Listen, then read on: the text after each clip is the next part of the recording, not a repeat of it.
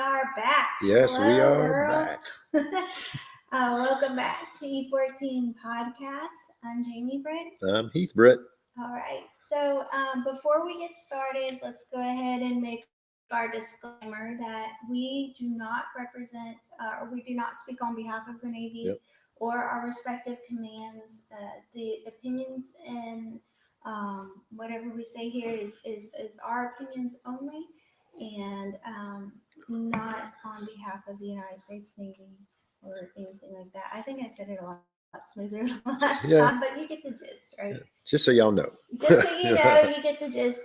We can't touch the table because the camera's going to bounce around.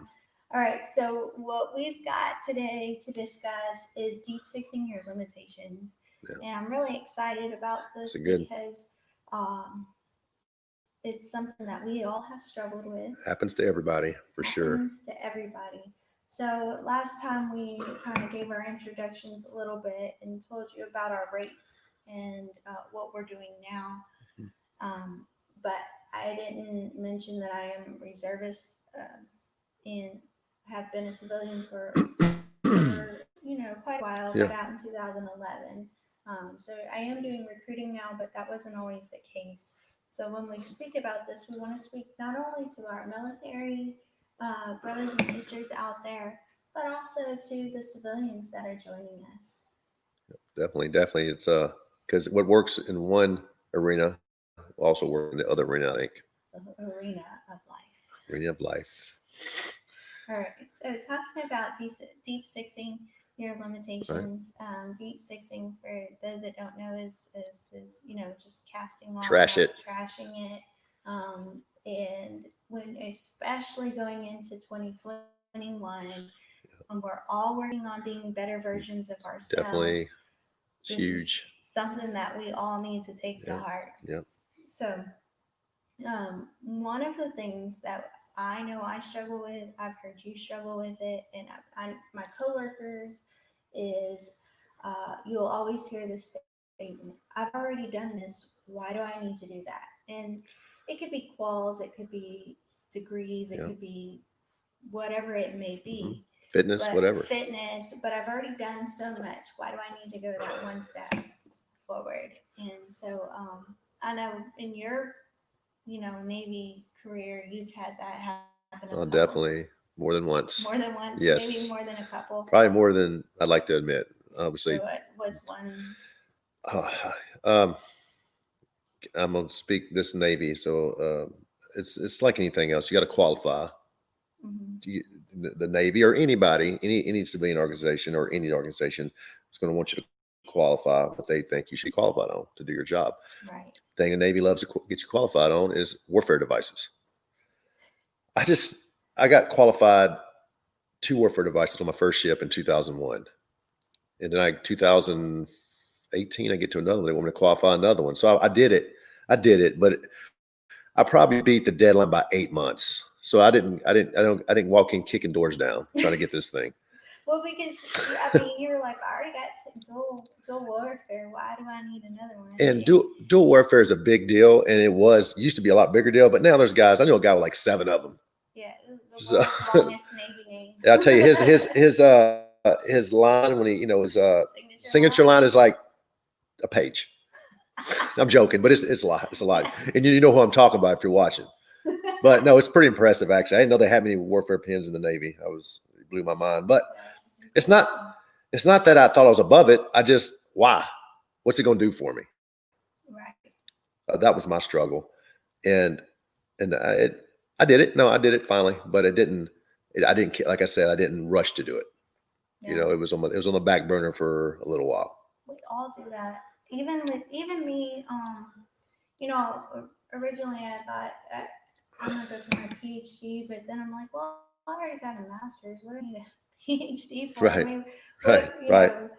What is that gonna do for me? And it's so. It's really hard to take that next step when you feel like you've already done so much. I think it'd be pretty cool to have to call you doctor, though. Yeah. That'd be pretty cool. I know you would. I know you would. No, I'm just saying, when you've already done so much, let's say you've gone above and beyond. Because a master's already above. Above and beyond. And right. Now you're saying to yourself, let's go one step Right. further. And Right.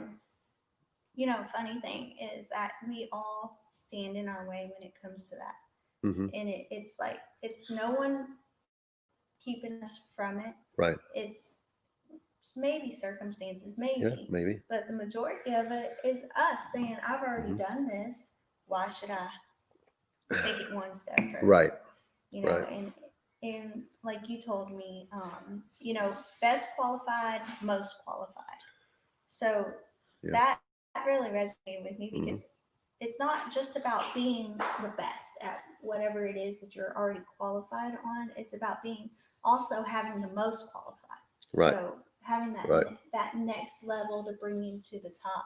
In the civilian world too, I've worked with civilians a few times in my career. I've been fortunate enough to work with GSs and contractors. Both have been great. But with the GS, I've noticed I've set like civilian of the quarter boards, civilian of the year boards, and even hiring processes, and Mhm. and mainly on those quarter boards and those yearly boards, they want to know if you tell them they want to see who goes above and beyond, Mhm. even if they have a PD written.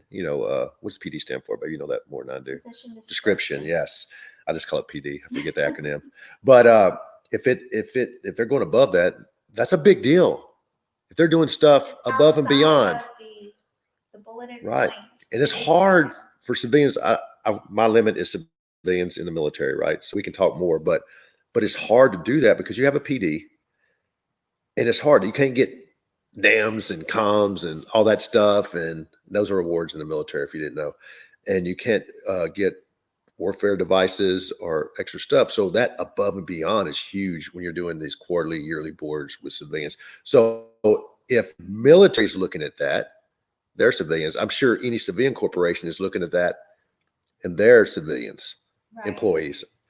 And it's just something that we all tend to do it, stand Yeah. in our own way. And Yes. I have a story about that because just this past week I went to go PT with one of my future sailors, and she's struggling on the run.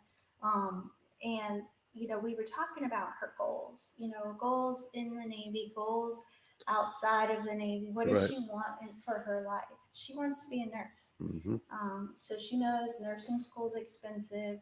So she really needs the Navy to Yeah. help offset that expense.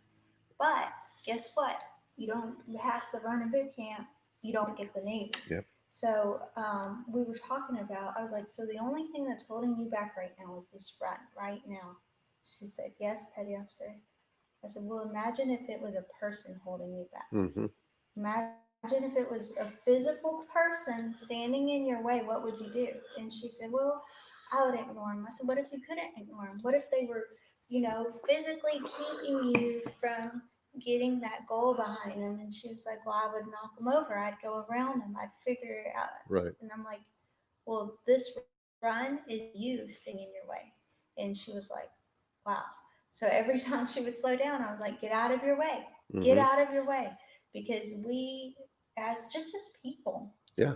Definitely. just as humans, Yeah. tend to stand in our way. I don't think I can do this. We set our own limitations. I Yeah. don't before we even Oh, you just figure out what they that we are. don't even know we're doing it, and we're doing it. Yeah, Yeah. one of the things that I've been living the whole week, and you've come to PT, as I've been working with some of these future sailors, Yeah. is how do you know your limits if you never test them? That you actually that's a good quote you actually used. Yeah, I love that quote. how do you know it? Yeah. Even us, as Yeah. been in the Navy for years and years and years, don't even know our limits No.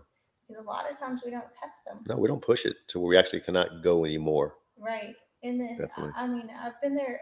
Maybe I can count on one hand how many times I've been to that point Hmm. where I just like gave out. But I've been at that. I maybe been at that point. But it wasn't me pushing myself. It was somebody else pushed me to that point.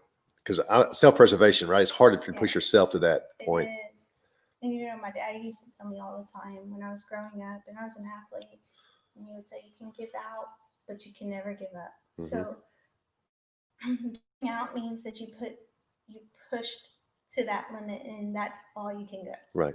That's all you can Physically, all you can do. But there's always tomorrow too. It's true. Get up and do it over again. You get to rest, renew, Yeah. and revisit, re-engage, Definitely. and go for it. But one of the guests that we're going to have on the podcast for the Savage Squad this week is Sylvester Jenkins, and I've been listening to a lot. He's a motivation. Oh, great. And he says every level of success requires you to bring it more. Requires you to go from average to savage. Requires you to level up. So each time you level up, success-wise, it requires a little bit more of you. Oh yeah, more expectations, right? Just like you when you checked in, more expectations. I need you to get that third warfare device. Right. And then hopefully, fingers crossed, if you rank up, there's another qualification there. I'm sure. Every level of success is requiring more. Yep. Yeah. You got to pay the man back. Basically, I mean, seriously, they're going to advance you. There's other things you got to do, right? Yeah. That's always called paying the man. Pay back for how he paid you for it. It set you up. Mm-hmm. Whether it be qual or give more time to the Navy or military or whatever you're into, add more time to your, if you have a civilian contract, add more time to that, whatever it is. Paying the man. Yeah. So do you have like an overcome story of standing in your own way and overcoming that? Yeah, I mean, mine was always a lot of big mind, but not just let's get off of work for a minute. Let's go to hop into fitness real quick. Yeah, I mean, there was times push-ups was always my weakness. Mm-hmm. I would sweat a PFA. Not that I couldn't pass it. I was always worried I couldn't. I always did, but it was hard. I had to just get it out and get it in. But now, finally, I got off my butt, if you lack of better words, and you helped me out with this. I just did them until I couldn't do them anymore. Doing different things, not just boring push-up, doing the shoulder taps, just doing different exercises, just for my upper body. And I knocked out, I think 70 or 75 the other day, which in my age group would be an outstanding, which I never thought was possible. I thought maybe I just had that weakness where I can do sit-ups all day. But now with the plank, I don't know what to see. But the push-ups, yeah, all right. We'll see on the 3 minutes of my age group. That's tough. But I think it's kind of standard across the board. 3 minutes. It's terrible. A little over 3 minutes to get your. But the push-ups are not even a thought anymore. I just like to maybe get better. Maybe I can do 80. But I know as far as the PFA goes, I'm not even sweating it. It was overcoming that mental block. It's all it was. And that kept me, I've never gotten outstanding. I've always gotten excellence. Mm-hmm. I've gone from excellent low to excellent high, excellent low to excellent high, or medium in there somewhere. But I've never gotten outstanding because of push-ups. My run was good. Sit-ups, great. It's push-ups every time. And so thinking back all those times previously, you already went in with that mental thought, the push-ups are going to hold me back. I've said many times, I'm glad for my evaluation, I needed a pee. Because just a pass, which I got excellent, which ain't bad, but I could have done better if I would have put forth more effort. Yeah, preparing for it. But going into it, you set those limitations. I did. No, I did. Walking into it, I was like, if I get a good low, I'll be happy on that one push-ups. I'd be happy. Just trying to avoid the sat. I think going back to every time I failed, every time, I'm real hard on myself when I fail. Every single time I fail, I have lost the battle in my head before I even started. I have mentally limited myself before I even walked through the door, whatever it may be. Yeah. I've said, this is not, I'm not going to get it. I'm not going to obtain this ball, whatever it may be. I mentally knocked myself out of the running. Right. Oh, right. And I'm gonna tell you another quick story. This it's hard to talk about, but everybody knows. And I'm gonna talk Navy real quick. Disclaimer: we make chief, right? To make E7 in the Navy, you're chief petty officer, and you got to take a test. You got to get a certain grade on the test, combined with other things, multiple to make board. And then after that, it's out of your hands. The board reviews your record and either make it, you don't. Well, 2010. I think it was Sailor of the Year. Mm-hmm. And I didn't make board. And I had no excuse. I worked at my rate. I was at air station. No excuse that I wasn't working out of rate. I was working at my rate, and I looked at. I remember that the hardest part, and he's one of my best friends right now. Kirk Hurst was my senior chief, and I was standing outside his because before he found out from anybody else. I was standing outside his office waiting for him to come into work because I got there early to look at the results. Oh, so you knew before he knew. Yeah. Oh. Yeah. So I just wanted him to hear from me. But I tell you what, I studied that. Nobody could make me feel worse than I already made myself feel. So nobody really messed with me too much about it. But I studied. I didn't study a lot. I studied enough. I cut like a 65, 68 on the test next year and picked it up. So when somebody asked me how long did it take you to make chief, I said I made chief the first time I made board, which is not the first time I was up. So that was all. The test scores were hard for me to overcome. Oh my gosh, I know. I had the same struggle last year when I didn't do that, when I didn't pass, and I was floored because it is. And then so let's talk about that real quick. Yeah. Overcoming the failure. It was hard. I feel like a loser. It's probably took me a I bet. week. Oh, man, you're a hot mess. Hot And mess I get it. I mean, to overcome because you talk about look at it like you're running a race. Yeah. Okay, because when you're going up for chief, it's a whole year. Oh yeah, it's not every 6 months. It's not every 6 months. So you're running this race and you're crushing goals and knocking down obstacles and doing all of this stuff, and then you get right to the finish line and you stood in your own way. You did. I did. But you know what? It shows how upset you were. Shows that you cared and you knew it and you wanted to be good. It's just you stood in your way. Stood in your own way. Yeah. I mean, can you imagine running this race for a whole year? Right. Getting right up to the finish line, and then there you are in your lane. But working yourself out. Little setbacks or little failures aren't a bad thing. Not all the time. Yeah, at the time, it sucks. It's terrible. It's the worst thing ever. But how can you relate to somebody else? Mm-hmm. It's hard to relate with somebody else if you didn't already go through that. Right. Not saying you can't, but it sure is a lot easier when you know how they feel. Mm-hmm. So we'll always have that. We'll know how they feel. And we'll be able to put ourselves in their shoes a little easier. Oh, I'm sorry. Oh, sorry. Oh, I'm knocking the camera. I'm sorry. Yeah. I'm getting excited.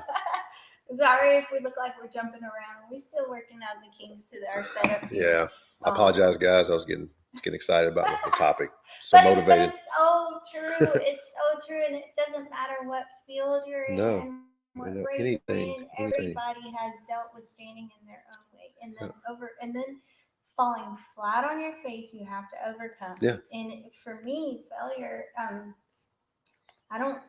I've always been a good sport, I guess. You know, like sports, you lose the game, you shake the hand, all of that stuff. But as I have, got better at my profession and grown older and all of that stuff, failure is one of the harder things that I've had to deal with, just professionally. Even as a mother. Like, it's just one of the harder things, and it seems so hard to wrap my mind around it each time it happens. And I know it's going to happen. We all fail. We fail more than we succeed sometimes. It is what it is. I saw something on Facebook the other day, and it said, be careful of social media because nobody's posting their failures. That's true. I think that, maybe if we were a little bit more open about times that we failed, other people might have, they might feel differently about us, because a lot of times you see these highlight reels. Yep. I call them highlight reels, Right. Oh, look, I won this award and I've done this and I got this qualification and this degree. And you're thinking in the back of your mind, like, what's wrong with me? But I like when you're trying to learn about a person, say any figure, say a good figure, respected figure in whatever profession you're in, you like the backstory. Oh yeah. The struggles to get where you're at, because it's motivating, right? It's inspirational, and the failures help make you appreciate that person even more, right? Yeah. So that backstory, that struggle really relates, because it says that even how messed up you were at one time, you can always achieve that greatness. So it becomes real. everybody loves an underdog. It is. Everybody. Yeah. And why? Because we are all Underdogs. We No, are you're right. all underdogs. Not a daggone one of us has won every single time. No, it's impossible. Even the great Michael Jordan lost games. Yeah. Greatest of all time. He's lost. Mm-hmm. And that's, and if people like that can struggle, we're all going to struggle. No matter what, no matter how good you are at anything, Right. you're going to fail sometimes. What it Master Chief Bashir say? It's not how many times you get knocked down, it's how many times you get back up. That's a powerful statement. Yeah. Just let that sink in for Yeah. a minute. Yeah, I love the human spirit. And overcoming that failure is just that. Yeah. Staying back up. That's it. Rising up and going back to it. Mm-hmm. Getting back on the horse. Getting back on it. Getting back in the saddle. The proverbial horse. But Yeah. it is. And a lot of times when we're in our pity parties and we're like, Mm-hmm. how can I ever? It's just standing back up. That's it. It's just taking that one step that next day. Definitely. And saying, got me once or fool me once, shame on you, right? Fool me twice, shame on me. Exactly. So not next time. Yep. 100%. And like we talked about it's the new year. Yeah. Everybody's looking at leveling up or being a better version of themselves that they were last year. And this is just that one step, that one get up and saying, let's go, and don't get in your own way. Don't get in your own way. That is just, I've been saying it all week and I'll probably continue to say it. Yeah. But get the hell out of your way. I remember, being a kid, getting your own way would be like you're at a dance. You're scared to ask this person to dance, right? That's you getting your own way. Yeah. So instead of having a good time, you're sitting in the corner all day, all night, evening or whatever, and not missing out on the fun because you're getting in your own way. Something as simple as that. And just think of what you could be. Exactly. Because nobody ever tests their limits. No. They think they know their limits, but nobody ever tests them. Exactly. So what could you be if you stayed out of your way? If you just continue to push despite what you mentally think you can do. Exactly. I think Mom told me one time, you don't know what you can do until you have no other option. It's true. Until your back's against the wall. You never know how strong you are until you have no other option. And then you can see yourself rise. Exactly. So that is deep sixing your limitations. Yeah, don't hold yourself back. Just do it. We want you to write to us about your own underdog stories. Yeah. We put it out. We put out the prompt. We've shared it to a couple of pages, but we really want you to email us your overcoming stories because we need to hear this more than just the win. Yeah, we definitely. We need to hear the struggle. We need to hear the defeat. Mm-hmm. And how many times you stood back up. And if we do talk about anybody's story that writes us in, we're not going to say your name, so don't worry about that. It'll be total anonymous. Right.